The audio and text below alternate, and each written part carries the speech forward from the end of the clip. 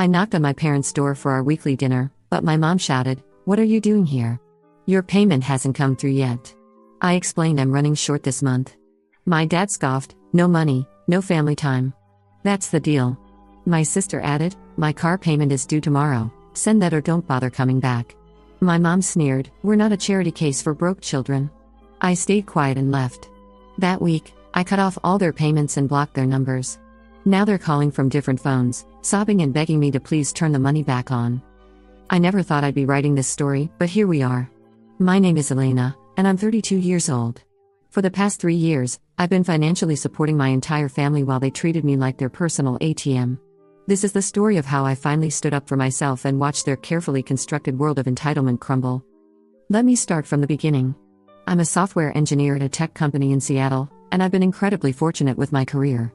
After years of working 60-hour weeks, taking on extra projects, and constantly upgrading my skills, I landed a senior position that pays well into the 6 figures.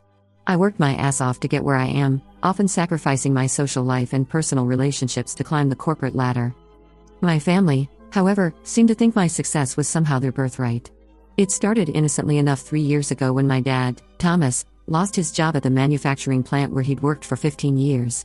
The company downsized, and at 58, he was having trouble finding new employment. My mom, Diane, worked part-time at a local boutique, but her income barely covered groceries.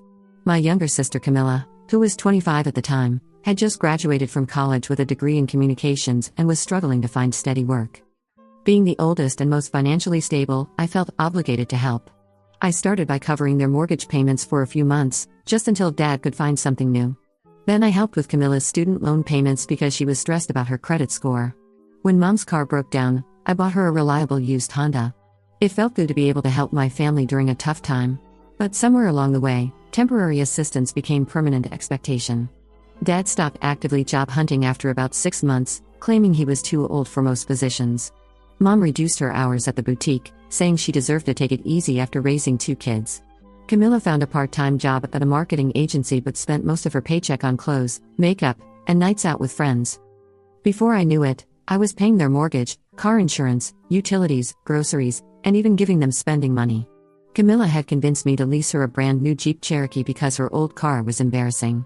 Mom suddenly needed a credit card for emergencies that I was responsible for paying off.